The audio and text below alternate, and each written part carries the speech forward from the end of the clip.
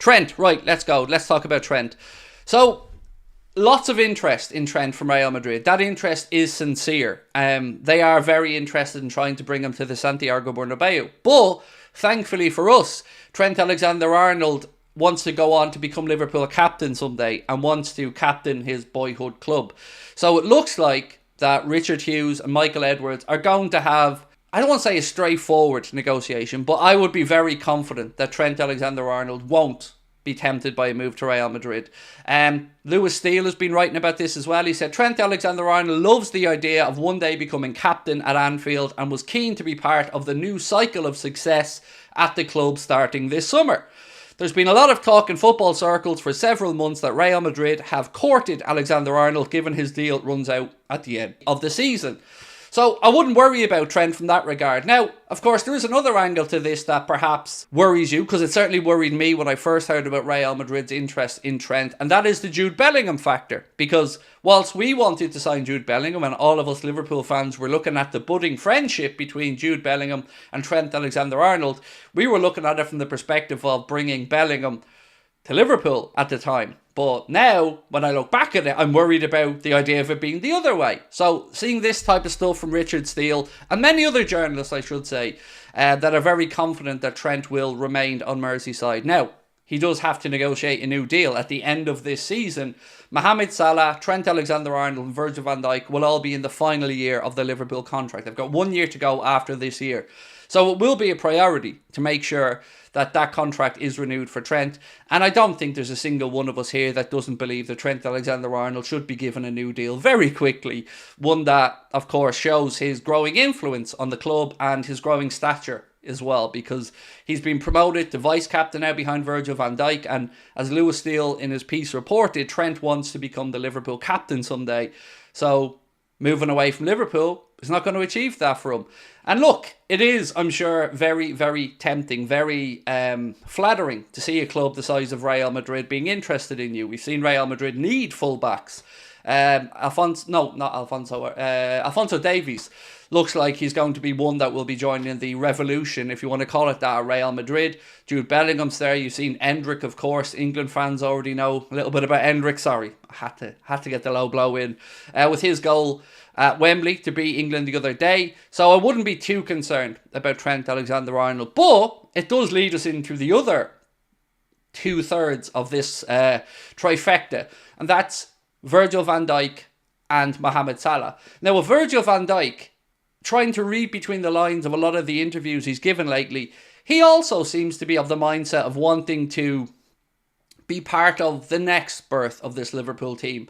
And he spoke about being sad that Jurgen Klopp's gone to depart. He spoke about being quite an emotional guy himself, Virg.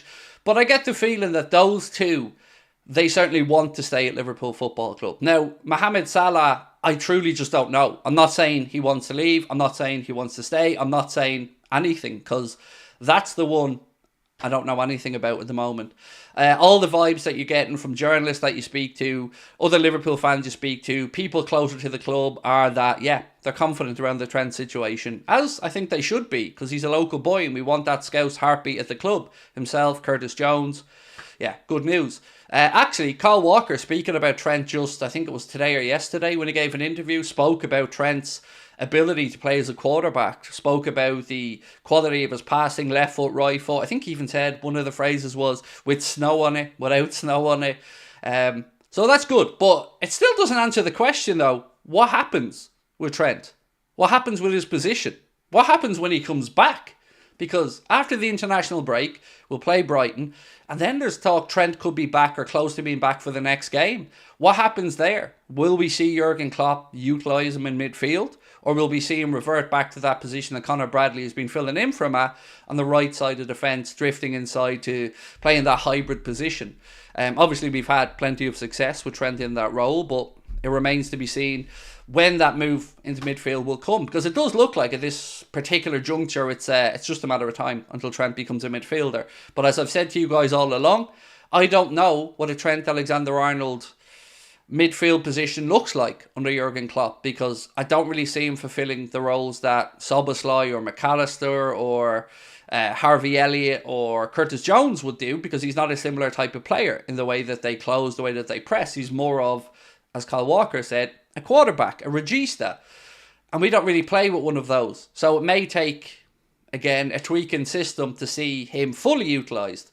But what we can't do, and this is something I've been thinking quite a lot about over the international break, is we can't continue to leave overloads on that right-hand side. Look at what happened in our last game when Joe Gomez played at right back. Mohamed Salah wasn't fit enough, I don't believe, to be able to track back because he was recovering from an injury. And we were exposed massively against United down that side. Rashford targeted over and over and over again. We spoke about it before with Fulham as well. Similar, they target that side when... in this case, it was Gomez who tucked inside, but in other cases, it's been Trent. So we need to sort that out longer term. We can't keep playing with this kind of hybrid model because I think we'll be exploited down that side. So look, I've had my say on Trent and what I think is going to happen, but I want to know how you guys feel about it. Do you have concern genuinely that Trent could be tempted by a move to Real Madrid? Or do you think that his heart is, of course, with his hometown club? That's where I think anyway. I think he's nailed on to stay with us. But again, let's wait and see what happens. Trent is next in line for the captain if VVD leaves, said Kyle. I would say you're 100% spot on. Obviously, Virgil is not going to be able to play on forever. He probably has, 2, 3, 4 years max maybe left at the top level. I'd say 3 comfortably.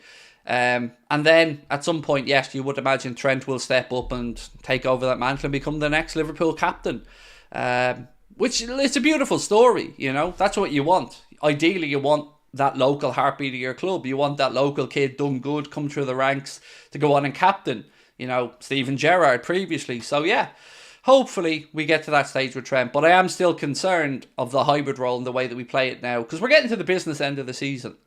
We've already been knocked out of the FA Cup. And that still stings, I'm not going to lie. So we need to make sure that we are all systems go, fully firing for the remainder of the campaign.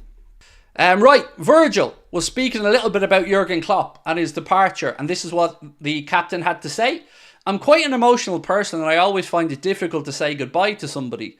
It's not just the manager who goes, it's more people. Pep Lijnders, important person in the staff, and I could go on and on. Saying goodbye is not something I'm looking forward to, but we can make it very nice by winning prizes together. That's the way life is. You see each other at the club almost daily when... even more than your own wife and children. You experience highs together, but also difficult moments. That creates a bond that is very close, especially at a club like Liverpool, one big family. And then after a few years, it's suddenly over. I hope, but I'm actually quite sure, that the club manages to preserve that unique atmosphere of mutual connection for the future. That last line is what gives me confidence that Virg wants to stay and wants to extend. And... yeah, that makes me feel pretty good.